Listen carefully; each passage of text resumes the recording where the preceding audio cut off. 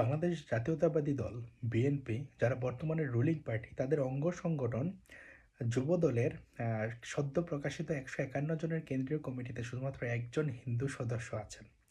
তো আমি কথাটা কেন বললাম, কারণ দেখেন তারা সবসময় অভিযোগ করে আসছে বা বাংলাদেশের অনেক মানুষ অভিযোগ করে আসে বা বাংলাদেশের হিন্দুরা সবসময় কেন আওয়ামী লীগে ভোট দেয় বা আওয়ামী লীগের ভোট ব্যাংক হিসেবে কাজ করে। এটা তো বাংলাদেশের হিন্দু সম্প্রদায়ের জন্য একটা অস্বস্তিজনক বিষয়। সবসময় একদলই ভোট দেয়া লাগে বা এমন কিছু। কারণ দেখেন বাংলাদেশের সংখ্যালঘু সম্প্রদায় সবসময় একটা মধ্যমপন্থী সেকুলার দলে ভোট দিতে চাবে, এটা খুবই স্বাভাবিক। যেমন ভারতে মুসলিমরা ডানপন্থী বিজেপিকে ভোট দেয় না। এখন মুসলিমরা ডানপন্থী বিজেপিকে ভোট দেয় না এটা স্বাভাবিক হইলেও বাংলাদেশে মানুষজন চায় যে যারা ডানপন্থী তাদেরকে যেন হিন্দুরা ভোট দেয়।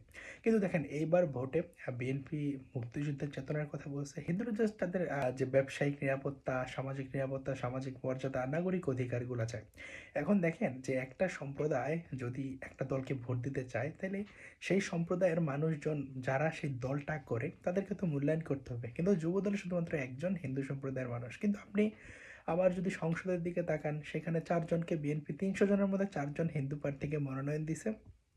এ কিন্তু যতটুকু পরিসংখ্যানে দেখা যায় যে প্রায় ৮৬টা আসনে বিএনপির বিজয়ের ক্ষেত্রে হিন্দু সম্প্রদায়ের মানুষজনের বিপুল ভূমিকা আছে। তো আসলে দেখা যায় কি যে আপনি আওয়ামী লীগের কথা যদি বলেন, যে আওয়ামী লীগ তো কথায় বলে যে তারা খুবই অসাম্প্রদায়িক দল। কিন্তু আওয়ামী লীগেরই অনেক নেতা কর্মী প্রকাশ্য জনসভায় থেকে হিন্দুদেরকে মালাউন বলছে। যেমন বিপ্লব মুন্সিগঞ্জের যে পৌর মেয়র ছিল। তো আসলে একটা কথা হলো যে আমি এটা আগেও পোস্ট করার পরে মানুষ বলছে যে এটা নাকি ধর্মীয়ভাবে বলা যায় কিছু। এখন দেখেন ভাই, কে কি বললো আমার কিছু আসে যায় না, আমি গর্বিত হিন্দু।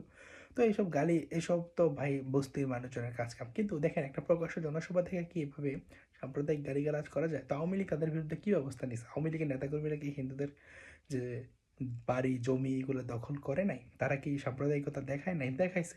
২০০১ সালে বিএনপি জামায়াতের জোট সন্ত্রাসীরা কি করছে, যে ভোলায় ২০০ জন নারী ধর্ষিত সহ শুরু করে, এখন তো বর্তমানে আপনারা দেখতেছেন।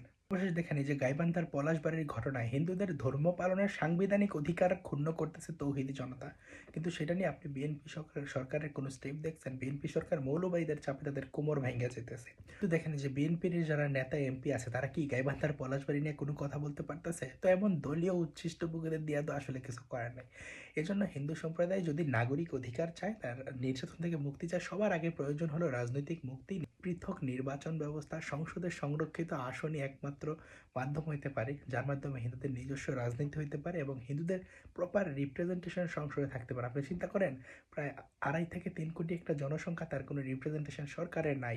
এই যে আপনার সাংবিধানিক অধিকার ক্ষুণ্ণ হইতেছে, এটা নিয়ে আপনি সংসদে কথা বলতে পারতেছেন না। কিন্তু এই দলে ভোট দেওয়ার জন্য আরেক দল মারে, পোস্ট ইলেকশন ভাইলেন্স, আপনি মার খান, আপনি ভোট দেন, বাট আপনার বিপদে কেউ আগে আসে না।